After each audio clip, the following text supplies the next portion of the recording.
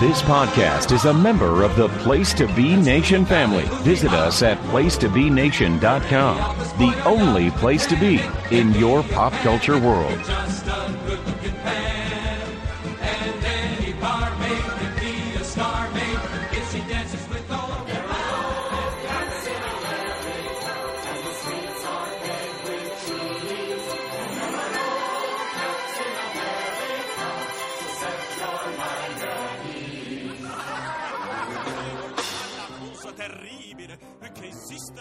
Place to Be Nation, welcome back to another edition of the movie review of the day here in the Pop Experience. I am Steve Riddle, back again for another go-round, and today I am now continuing my journey through the films of one Mr. Dom DeLuise. Of course, if you know, I had started this journey back in, when did I do? So I started this back in late January when I did his first film, The Secret of NIMH, and I was going to go through his catalog, but as everyone knows, between the theme weeks and between a couple of major deaths in the world of Hollywood, that kind of got sidetracked. But finally, I'm back here to continue this journey because a couple of Dom DeLuise films that we're going to talk about here were some of my favorites of all time as a kid, including this one that we're about to talk about, the second film that Dom DeLuise did. Again, I consider it, one of my all-time favorites, and I'm, glad I'm getting to, talk about it here. And the film I'm doing for you today is An American Tail. This was released on November 21st, 1986. To a budget of $9 million, box office $84.5 million, so good success there. Starring Phillip Glasser, John Finnegan, Amy Green, Nehemiah Persoff, Erica Yon, Pack Music, Dom DeLuise, Christopher Plummer, Madeline Kahn, among others. It follows the story of a mouse who was immigrated to the United States with his family, but gets lost on the way on the journey, and he must find his family in New York City, while also helping the other local mice there deal with the constant threat from the neighborhood cats. So. As I usually do here, I will start things off with my 3 things that worked and 3 things that didn't. Although I will say this: I haven't watched the film in a long time prior to doing this recording, and there wasn't much that didn't work. So I'll see if I come up with 3. But I definitely have. I'll definitely start with the 3 that did work. So number 1, Fievel's journey is something to behold here, from when, he's this young, this idealistic mouse, and, we see how he and his family are driven basically out of Russia, when they're by a group of cats that are accompanied by their, and I do like how we have like the human equivalents and the mice equivalents, so, when this Jewish village is ransacked by the Cossacks, we have the cats there that get the mice as well. So we have that. And then, like I said, the journey to America, getting separated from his family, which I'll tell you, that scene during the storm, when it looks like the waves are becoming like a monster in Fievel's eyes, that's some scary stuff. And I talked about it, when I did Secret of NIMH, that, Dom DeLuise wasn't afraid to get dark here. And we'll talk about that as we kind of go forward with these next couple films. But, and then seeing Fievel, be thrown into a sweatshop and meet Tony, and then they kind of realize, when he and everyone else kind of realizes that there are cats living in America, because that was one of the reasons why they came over, because they were under the belief that there were no cats in America. And then eventually kind of leading to coming up with a plan to get rid of them. And all the whole time, he's, his main goal obviously is to find his family, and he keeps getting getting into these incredible, dangerous situations, but he's always managed to come through. But again, the journey he takes throughout this film up to the very end, when he finally gets to reunite with his family, it is a really good feel good story, and you really you can't help but feel good for Fievel when he finally does reunite with his family there at the end. So there's that. Number 2, you can tell Dom DeLuise picked up a little bit of the Disney magic from here, because we have we get a musical movie here, because we don't get a ton of songs. We do get a few, but they're all actually kind of catchy. I mean, you got, There's No Cats in America, Somewhere Out There. You've got We're a Duo, and a couple of other ones. I mean, they do I think they do a really good job. Whereas in Secret and Nim, I don't think songs would have worked in that one. They do work in this one, and they kind of help. They definitely help progress the film along. And also, there's Never Say Never by that Henri and Five will sing there at the beginning. So there's that as well. And then number 3, the culmination of the mice finally kind of stepping up and fighting back against the cats, and that reveal of Warren T. Rat to actually be a cat was actually I thought a pretty good little reveal, kind of a good little twist as well. But seeing the mice kind of come together and bring Fievel's vision of this, because when it comes to the Mouse of Minsk, he's only heard the stories from his papa, and they end up turning it into this this incredible machine. And again, that reveal of the giant Mouse of Minsk is incredibly scary, especially if you're a little kid. I mean, if you're like a teenager, you'll probably love it. But given that these films were obviously generated more towards little kids, it's still scary stuff. But seeing that plan kind of come together at the end, and seeing them drive the cats away onto that steamship that takes them to Hong Kong, I thought was really, really well done. So, and actually, I will add a fourth one here, and to kind of piggyback off of that,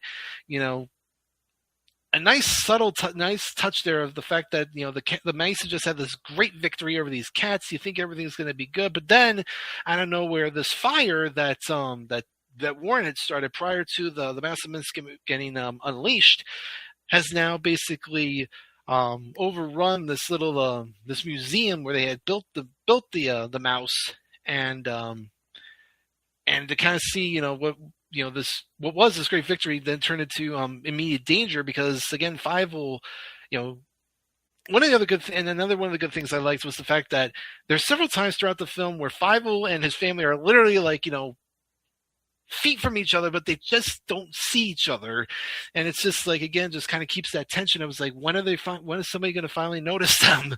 And the whole idea of the fact that Fievel and Tanya's names were changed when they arrived. Like Tanya was renamed Tilly, and then Fievel, thanks to Tony and Bridget, was renamed Philly, and that kind of drew some confusion until they realized that because there's that moment where the family meets with Bridget and Tony, and Papa is not convinced that's Fievel until he sees the hat that he gave him for his birthday, for Hanukkah. So again, just those little those little breadcrumbs they lay throughout the film, I thought was, again, really, really, really well done, and much credit to Don Bluth on that one. So, but now we will kind of go through the 3 things that I thought didn't work. And number 1, the little like love thing between Tony and Bridget, again, just kind of felt forced. Like these two mice who had apparently had never seen each other to that point, but they do the whole like love at first sight thing, and in a film that's supposed to be maybe about Fievel and his journey, the fact that they felt like they had to tack on this romance subplot with Tony and Bridget just felt kind of just felt really tacked on, and felt like we didn't really need it. So yeah, I just didn't kind of get that.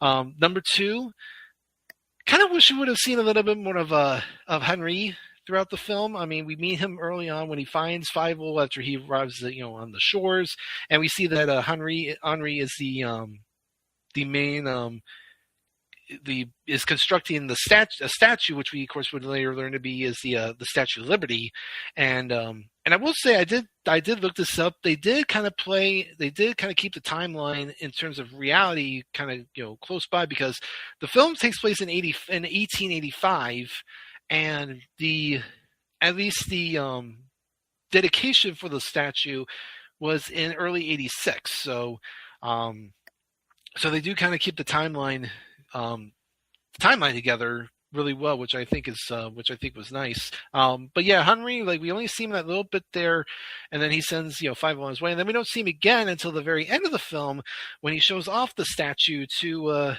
Five and Tanya, and then Five will kind of just like looks off into the distance, at the more what's off in the distance, and Henry's just like, that's more America. And obviously as we know, that would play a role into the future. But I thought again Henry was a good character. I wish we kind of got a little bit more of him. So those are kind of like my two big ones. And then kind of my third thing, and this is again not really indicative to this film, but I can understand why they wanted to go with a sequel. Like you have you've established them in New York, but you kind of want to establish kind of have a move on to other parts of America, hence why they end up going, out west. And then that would lead, like I said, that leads to the second film, and then eventually to the TV series. But it did kind of feel a little bit unnecessary because it felt like the story was wrapped up pretty nicely here with Fievel, reunite with his family. He's got his new friends. And it seems like, that was, a nice little bow that they wrapped up on. But, as we know that, obviously, the 90s would be a time where they would do a lot of, direct-to-video, like, sequels and everything. And although we'll say Five Goes West, though, was released in theaters, it was the two after, there were two more films after, like, 98, 99 that would end up being direct-to-video. But, again, I don't know. It just felt like it was not necessary, in my opinion. It's just, that's just what I think. All right, well, let's now kind of go through my awards here. My MVP of the film, there's a lot of really, again, good performances in here. Phillip Glasser does a really, really good job as Fievel. I know he was obviously very young at the time, so I think this was actually this might have been actually his first film, and it was, yeah. Doesn't say when he was born, but obviously he had to have been very young, given how how obviously young Fievel is. I do also want to give credit out to John Finnegan, who plays Warren.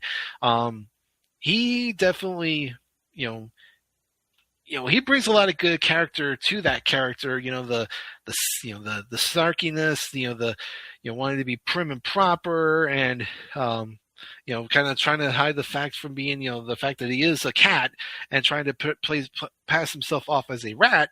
I thought he did a good job in that. In terms of my favorite character, I do have to go Fievel again. Just kind of, he's the focus of everything.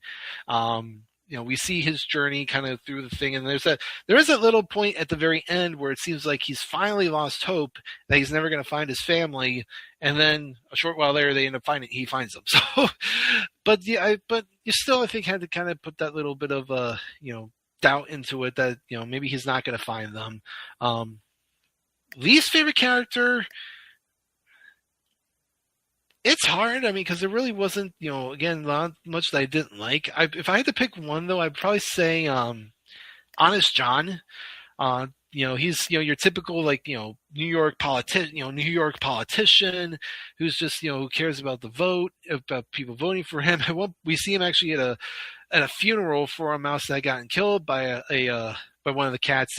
He writes his name down as basically the mouse is going to keep voting for him even though he's dead. So, he does have he does have some good qualities about him. Like, he genuinely cares, about helping Fievel find his family. But, the first, but again, it's like all he just cares about is keeping his position in office. And it definitely, he does come across as a very corrupt politician, even though his intentions might be good.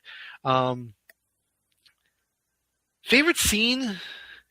Again, a lot of fun scenes in this film, a lot of great moments. I think in this case I'm going to have to go with a tie. I am going to go with when the giant mouse of Misk is unleashed and chases the cats down the pier to the steamship, because that's just a beautifully well done animation on that. And I do also want to give a nod to the scene where they're at the park, what's her name? Gussie is trying to, rally all the mice together to find out the cats, and that's when Fievel gives the idea for the Mouse of Minsk. So, I thought that was also a really, really good scene. And since this is a musical movie, I will do a favorite song. And again, all the songs are good in here. I think though I will have to go with Somewhere Out There, specifically when Fievel and Tanya sing it.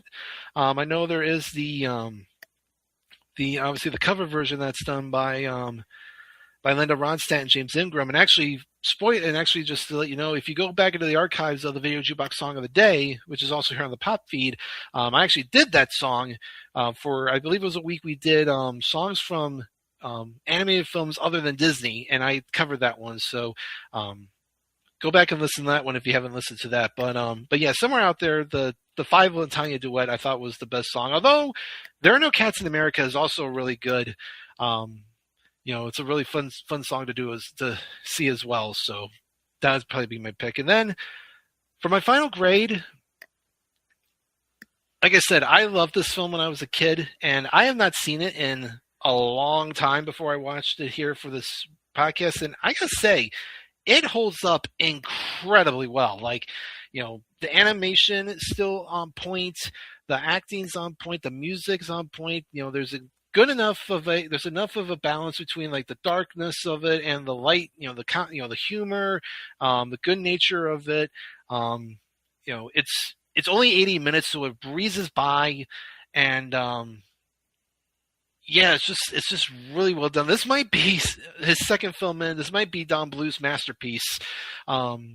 And considering it came out the same year of another famous film involving mice, that being The Great Mouse Detective, which is another one of my favorite films, I think is all the testament to how great this film is. So I'm gonna go 9.5 out of 10. It's just those little things keeping it from the perfect score, but this is, like I said, easily Dom DeLuise's best film to this point, and I'm interested to see how the next couple of films hold up, particularly the next film in his catalog, which of course will be should be coming, which I hope to have in 2 weeks here, and that's of course The Land Before Time, another one of my all-time favorite films. We'll have to see how that ends up, if that holds up just as well as this one did. So my hopes are high for it, so we'll see what happens. But anyway, that's going to do it for me. Thank you again for listening. It's been a lot of fun to do this, and I'm actually looking forward to our next theme week, which is next week, where we're going to be discussing classic comedies. So there's a lot of films on the table for that. So we'll see what everyone ends up selecting. So, but that's for next week. But enjoy the rest of this week and enjoy everything else we got here on the Pop feed as well as our other feeds. A lot of great content, particularly over on North-South Connection, because with WrestleMania coming up, there's a lot of great content surrounding that. So listen to that and enjoy. So, but with that, I am Steve Riddle. This has been the movie review of the day here on the Pop Experience, and we'll see you next time.